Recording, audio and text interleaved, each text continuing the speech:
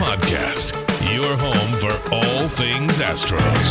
With your hosts, sports writer Jeff Balke and Astros broadcaster and former third baseman Geoff Blum.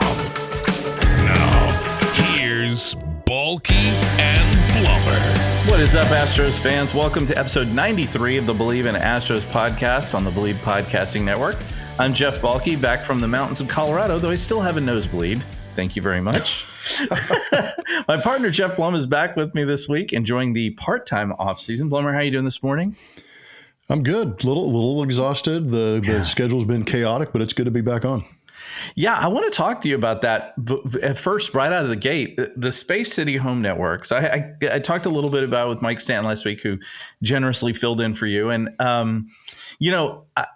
the concept is great. I love it. Ever since CSN, sort of imploded upon itself a decade ago, it's just been rough having a network that's not really controlled by the teams. Now that controlled by the teams, and of course they have carriage agreements through 2035. Mm-hmm. But you guys are getting to do post games, albeit a little bit rushed. I mean, we only had like a week to figure out what you're going to do.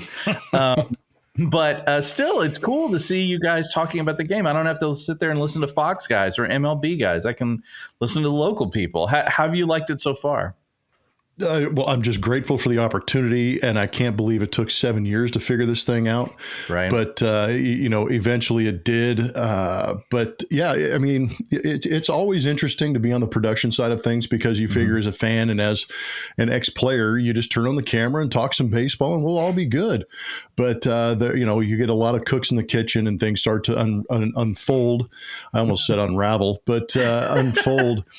But, eventually we're going to figure this thing out. It may not be the cleanest, most, beautiful product. But like you said, at the same time, I'm just grateful for the opportunity to be able to give some input instead of sitting there watching these post-game shows like all of you who are listening to this and going, what? Why did he say that? What the hell does that mean? Instead, you're going to get a little more of an Astros tinge to it, which we know rarely happens in a national broadcast. Yeah, absolutely. I think that's the part of it that I love. Tonight, I know that they are not running the post game until 10 o'clock because it's after the Rockets. Stay up, get your coffee in you.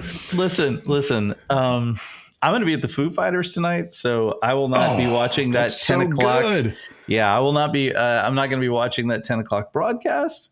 But I will tell you this: it's cool that the Rockets are on, but it's preseason. Maybe don't run the post game at like 10. Like maybe do an abbreviated one because the game's going to be over by probably 6. Rockets don't come on until 7:30. Anyway, it's like I said, you guys had like a week to prepare. So everybody should just have some patience for now. And spoiler alert, I will not be on the 10 p.m. live post-game show. I don't blame you. Will Minute Maid Park, like you were in Minute Maid Park last time, they're not going to open it for you guys to wander in at 10 o'clock. They'll be in studio downtown. Yeah, okay. That makes the most sense. Because I was going to say, I know you guys were at the ballpark before. I mean, Can you imagine if they asked you to travel for that crap and then you're like, imagine just getting up to the door and being like, hey, we got a post game to tape. Can you guys let us in? Pardon me, security. I'll tell you something else, and I don't know if a lot of people know this. Like when I've been up there and covered games, that place shuts down fast. I've never seen a place go dark so quick in my entire life. Like I was up there earlier this year and went down to the locker room for some interviews, then came back up, finished my story. So this is probably an hour after the game is over. When I walked out, it was a ghost town. There was like one person at one bar cleaning up. I mean, I know down in the bowels, there's some people still, tossing a garbage, but like the floors were already clean. The garbage was already picked up. The lights were out in the ballpark. I was like, what the hell is happening? I felt like it was the last man standing. It's the weirdest thing. And it's pretty creepy being in there at night like that. It is pretty weird. I mean, you go from 43,000 people, just raucous and madness, and all of a sudden just poof. Just pure dead silence. I know. It's like a Scooby-Doo mystery. Also, Blummer, I got to ask, now that the network is on there, will we be seeing a little more like Blummer on in some content? I'd love to see it. Like your thing you did with Bregman and Bagwell was excellent. I'd like to see some more of that business. Yeah, that was a lot of fun, and it was good. It was great to be on the production side of that and actually help facilitate that, which was super awesome. If they ever ask me anything about that, I will offer my services and be more than welcome to the opportunity. So the threat is that there's going to be some more content. I'm not sure in what capacity, but if they're listening, I'm available.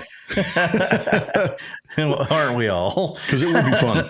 No, I think it'd be great. Like, look, any local content is great. You know, the CSN, when it was on for its brief run, it had some really good local stuff. I loved seeing like a local daily sports thing, you know, like a 30-minute Sports Center style sort of rundown with panel guests and stuff. I think that's excellent. I mean, look, we're in the 4th largest city in America. There's a lot to talk about here. I mean, and not just pro sports, you know, college, high school. I mean, this is the state of Friday Night Lights. I mean, there's a lot you can cover. And I think that would be, I mean, especially since on every other network, you get like, you know, 5 or 7 minutes worth of sports every night, if you're lucky. Yeah. So yeah, the more the merrier. I'll recommend you for program director too. Oh my God. That is let me tell you something. That is a headache I do not want. I will take a hard pass on that one. Ooh, Lord, trying to wrangle those cats. No thanks. And never mind battling between management and like former athletes. No offense to you, but good Lord, I don't think so. Because I'm always going to side with the former athletes. There's no question. Good answer. 100% of the time, and that's not just because of you. That's because, let's be honest, who knows what they're talking about? Those guys. You guys talk about whoever is the bean counter at the top. No thanks. All right, we move on. So let's talk about the first two games of this roller coaster of a season that is continuing. Game 1, honestly, the Astros could have won that game 6-0 if not for Hector Neris just having a bizarre implosion, something we haven't really seen from him at all. And then game 2, you know, they ran into a buzzsaw pitcher in Pablo Lopez and just couldn't get any hits. And then Framber Valdez with just the wheels coming off. It's so weird how this team is just like this. What are your thoughts? No, it's amazing. I was kind of in the camp of, okay, the regular season was interesting in itself. It's going to figure itself out when we get to the postseason because you're going to condense these series. There's a little more intensity on every single game. Right. And then we saw Framber Valdez, like you said, the string started to pull away from the sweater. Then all of a sudden, Weezer showed up and just pulled the entire thing out, and it just unraveled. He was having trouble finding the zone, uncharacteristically giving up home runs, which was just bizarre. So it was just one thing led to the next, and unfortunately, we saw Framber kind of fall apart and unable to regain himself and get back in that ball game. I'm with you on that. What happened is. Suddenly we're both choking at the same time. Yeah, right. Like, what's happening? I mean, we're a couple of streets apart and we got the same funk. Exactly. But yeah, and then the offense got flustered by Pablo Lopez, and it was kind of interesting to hear some of the post-game comments, most notably from Chas McCormick, who's scuffling in this series with the fastballs up, 2-seamers down, and then sliders and changeups. Yeah. That's why they went and got Pablo Lopez, and he pitched more like an ace than Sonny Gray did, who the Astros are going to face in Game 3. Right. Pablo Lopez really looked great. He was just varying those pitches. You know, if we had talked about it with a little bit with Mike Stanton last week, where, you know, the pitching now is this, you know, it's a lot about location. You know, he mentioned it. I didn't know this, that, you know, pitchers are throwing fewer fastballs. Like last year was the first year that it was under 50%. Under 50%, which is incredible. And so you're seeing more of this, like locating pitches and then throwing balls, like throwing the breaking pitch or the change up. He just had it going. You know, he had it going and Framber didn't. You know, the Astros defense was very solid both games. That's been a plus in both games. You're right. Yes, it's been very solid, but they just could not put a bat on the ball. Like I thought Yordan got into one early and it turned out to be just allowed out. And then he did get into one late because he's Yordan, but, that's it. It was very difficult getting a barrel on the ball against Pablo Lopez for sure.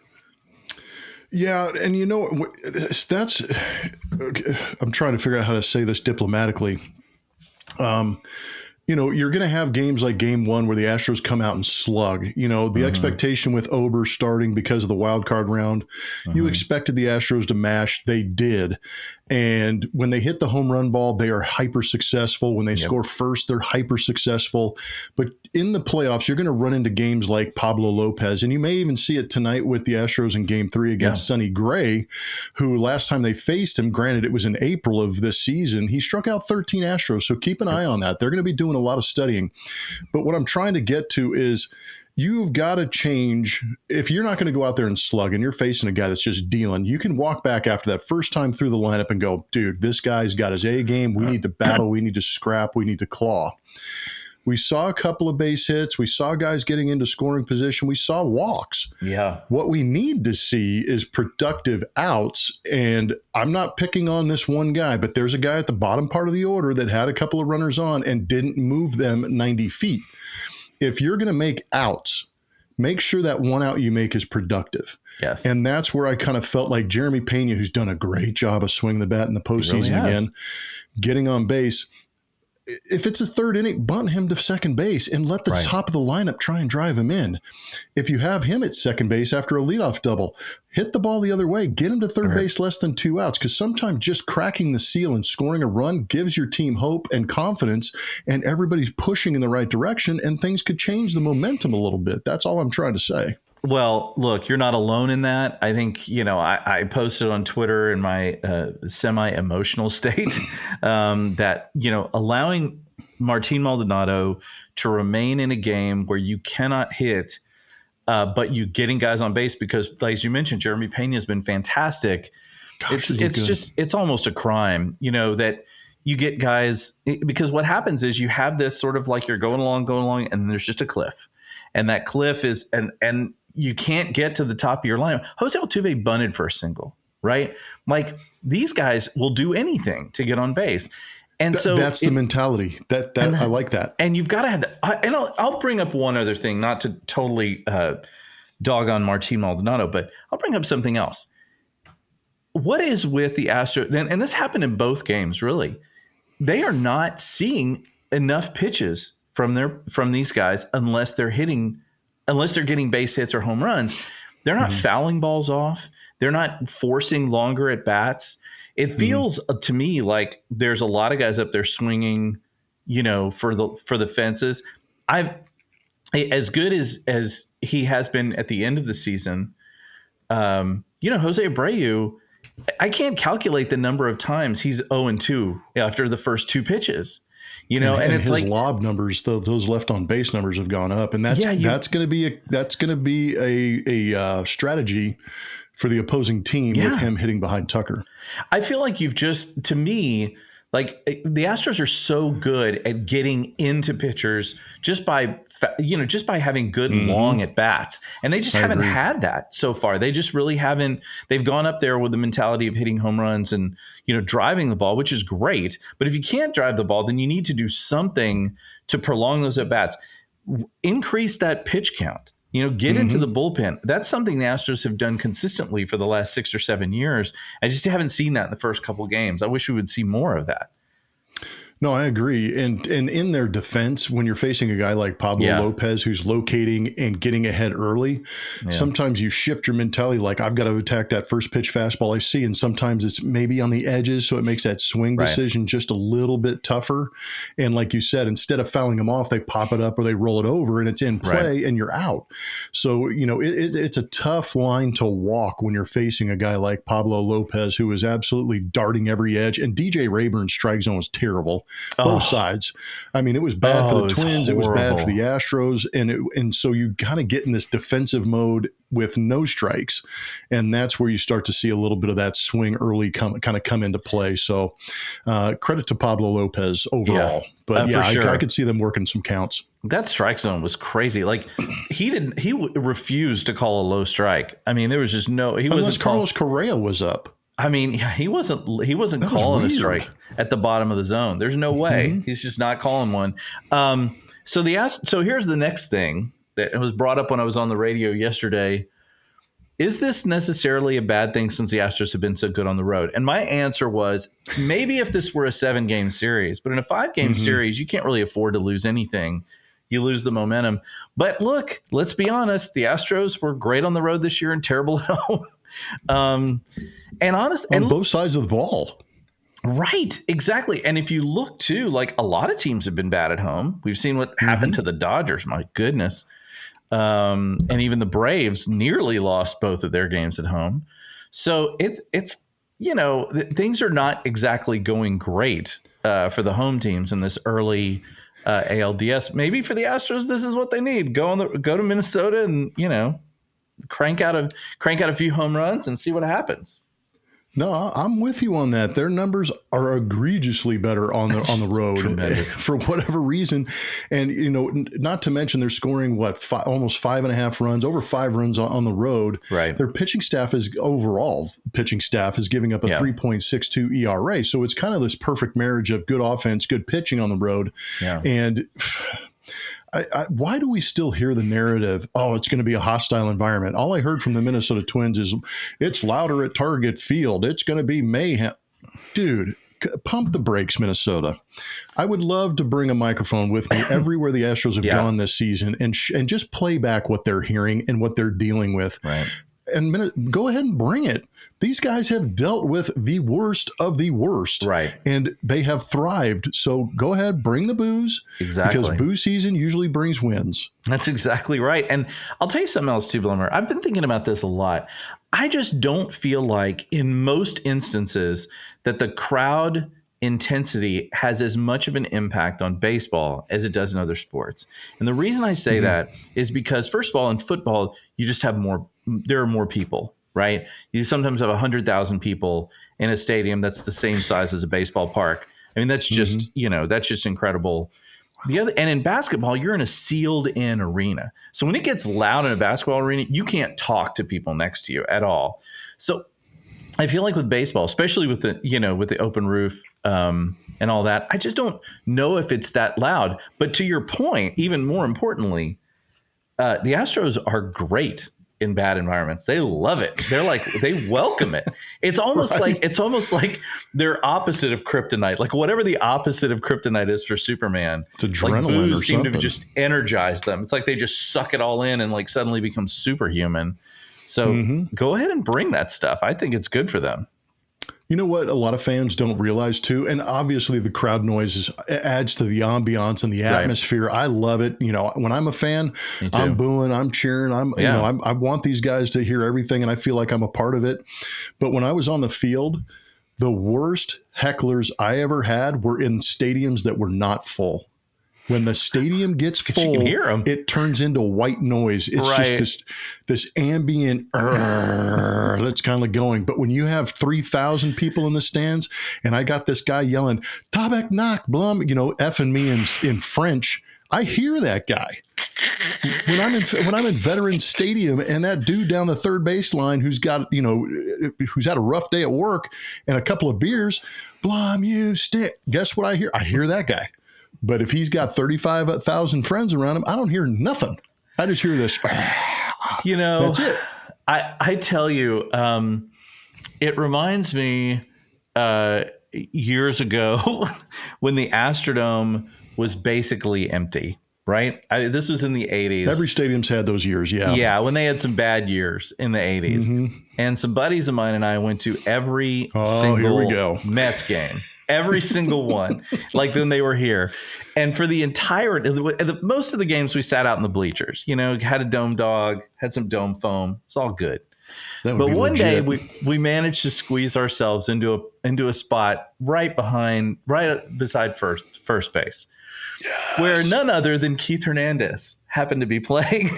And we heckled him mercilessly for the entire game. I mean, it was just, and the thing is, here's the thing. I don't even, to be honest with you, it's so long ago. This is like the summer of 87, I think is when it was. I don't really remember exactly what was said, but I do remember that one of my friends said something so egregious that Hernandez finally just turned around and looked at us and went, "Really?" Got him. Like that was it. It was so weird. I'm like, you're from New York, man. You should be able to handle this. But right. Yeah. So in that empty stadium, you really, really can hear guys. And I'm sure it gets incredibly brutal. I can't imagine what it's like in some places, like if it were ever empty in New York, or I know in Oakland it can get pretty weird. But Oakland does get weird. It was, yeah. So I understand in these you're right though. These big places where everybody's yelling, you can't hear any one single person, you know, so that's another reason why I love spring training baseball. When you listen to it on the radio, you can just hear everybody saying everything. And it's just so spectacular. No FCC rules at all on the radio during those games. All right. So tonight, Gray versus Javier. How early do you think the Astros are going to have? How short of a leash do you think they're going to have for Cristian Javier tonight? I mean, they do have Hunter Brown.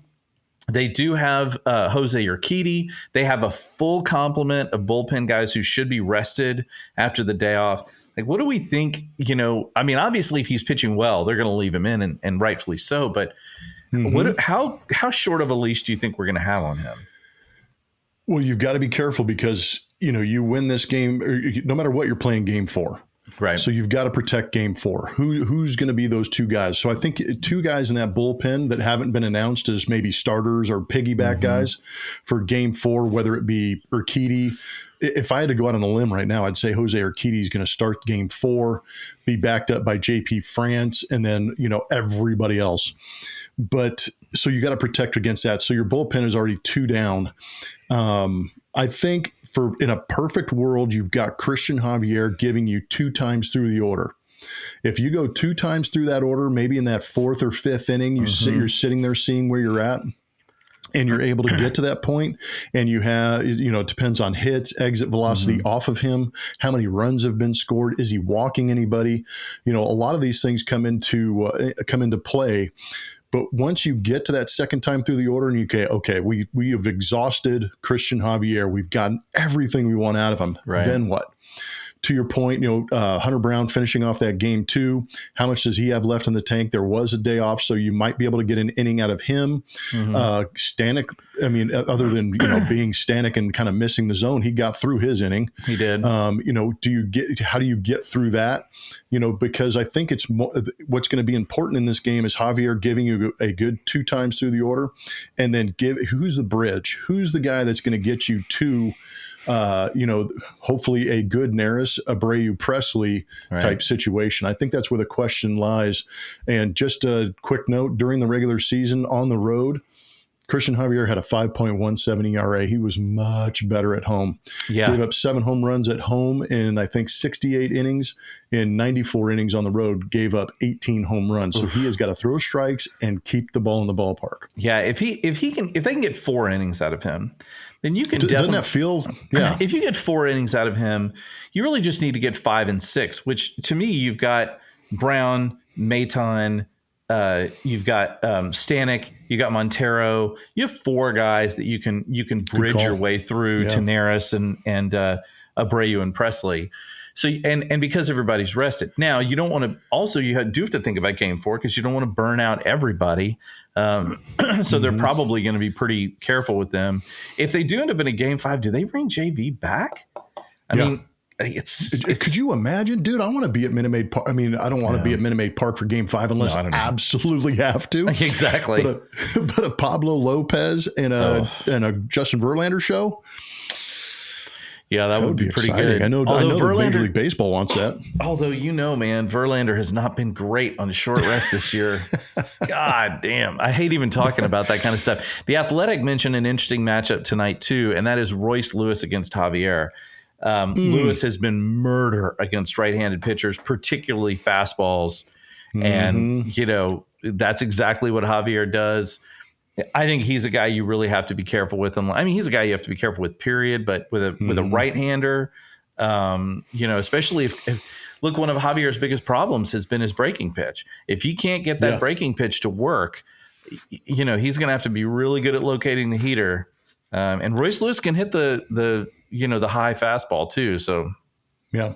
Javier's last outing for me, the fastball, slider, curveball looked very good against Arizona. And he was throwing strikes. He looked really good his last 3 outings, maybe 4 outings. He did look pretty good. Hopefully that carries over. Odds for tonight, it's basically a toss-up. The Twins are minus 135. Astros are plus 115. So really not a huge difference between the two of them. Twins a little bit of an advantage. I'm sure just home field giving them that, and probably the pitching matchup because you've got Sonny Gray on the mound. But not a huge separation between the two of them, which I find really fascinating. Game time, obviously, I was going to say tonight. It's actually this afternoon. Just a reminder, game time at 3:10. I think. I think that actually helps the Astros because the weather will probably be around 55, 60 degrees. So it'll be a little bit warmer, daylight. They play better during the day. They play better on the road.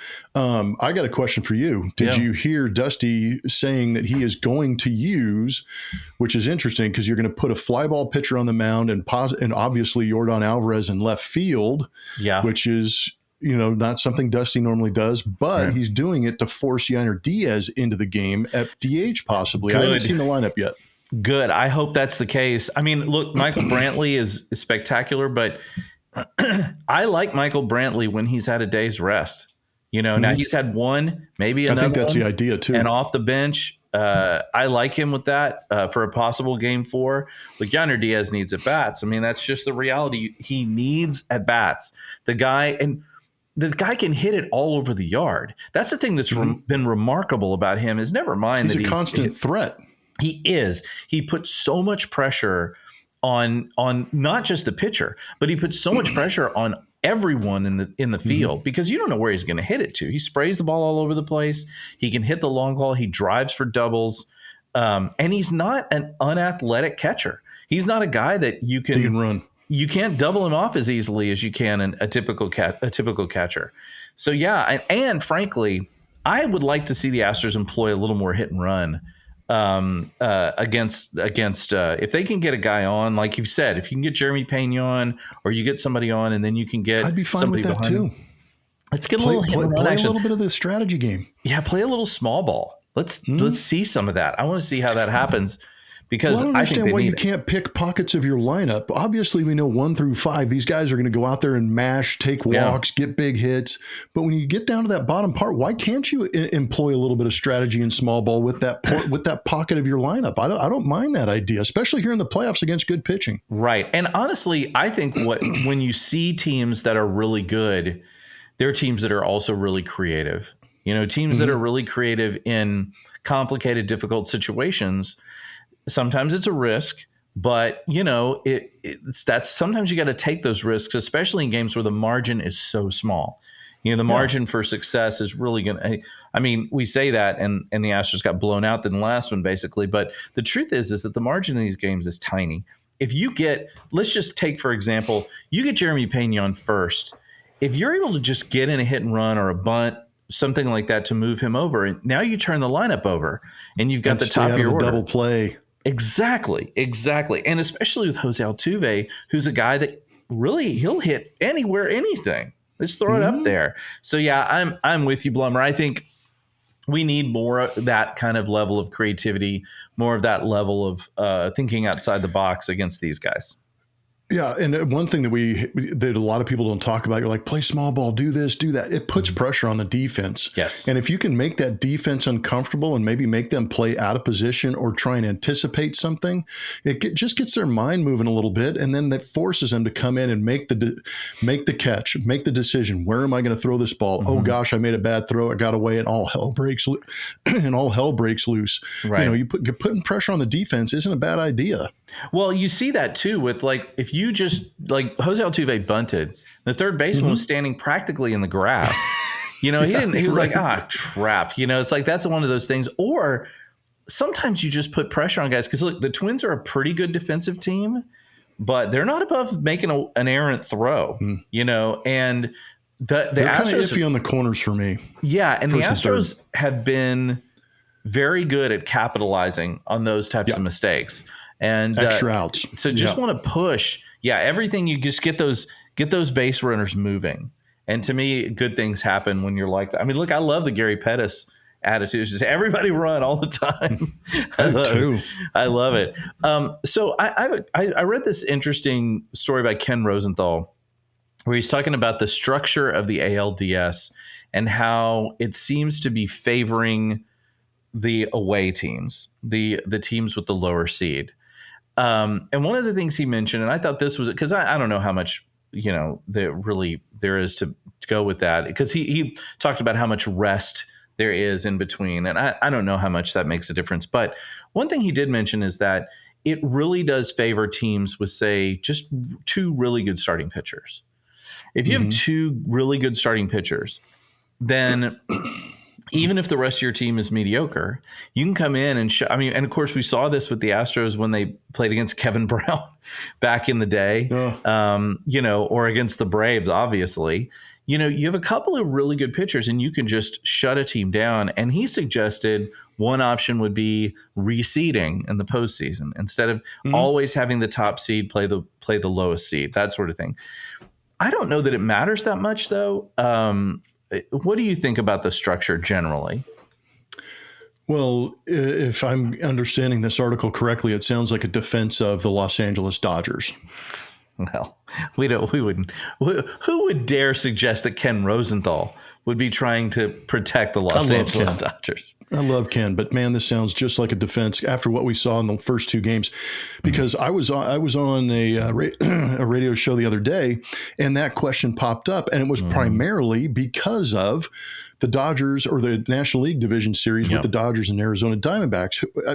Taking Sunday off, I mean, I understand the monetary issue of it, but you still have to maintain the integrity of these series, play back-to-back days.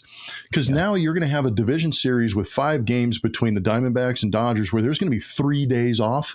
Are you kidding me? You went game 1, day off, game 2, day off, a huge travel day from Los Angeles to Phoenix. And then you're going to have another couple of games in Phoenix and then possibly another day off. I mean, it's exhausting. It does favor the team that doesn't have the depth of maybe an Astros or depth of maybe a Los Angeles Dodgers team, because you're allowing that day to kind of set up the following day. And if I can blow a reliever at 25 pitches to 30 pitches, or a starting pitcher that I can maybe send out there for an extra 10 or 15 pitches, maybe an extra inning, and I know I've got 3 more days off built into this thing, he's going to be well rested by game 4 or game 5 if we get there. And it allows you to bring those 2 guys back. So I think there's a valid point to that, but it also sounds like a defense of the Astros, or a defense of the Dodgers. Well, it's funny. Last podcast, we were kind of discussing the Dodgers, saying, and Mike Stanton does not like how they handle their pitching in Los Angeles. He just doesn't think they're. Did you watch that game last night? Dave Roberts got booed out of the stadium when he took Brusdar Graterol out of that game. I felt terrible. I mean, I just don't know. Like the Dodgers. I mean, stop defending the Dodgers. First of all, the Dodgers are going to do. The Dodgers are going to Dodger, right? Let them do it. And frankly, Arizona, they've been Dodgering for a decade now. And frankly, Arizona's a great story, man. What a good team. I mean, Gallen is a good pitcher. Like Gallen is a very good pitcher. Somebody posted a cool meme of his. It was like, what's his first name? I always forget. Gallen. Zach Gallen. Zach Gallen. I always think of Joey Gallo, and I mix them up. They had Zach Gallen, Zach Court, and Zach Pint, and they were like smaller each time. I was like, that's pretty good. I got to give up that one. He's a very good pitcher. Pitched like Zach Gallen last night, yeah. Right, and you've got guys like Evan Longoria, who just doesn't seem to ever stop playing baseball. He's ageless, yeah. I know, unbelievable. So yeah, I mean, they're good and they're fun. And look, Philly beat Atlanta last year. That's going to be a tough series. Atlanta had to make an incredible play. I mean, they had to scrap to get back. I mean, that double play to end the game was insane. It was insane. So yeah, it's crazy out in the NL. Then we come over here, we've got the Astros, but the Rangers are just mowing down the Orioles as if the Orioles had never played a game in their lives until suddenly. But the Rangers have to score 11 runs a game to win.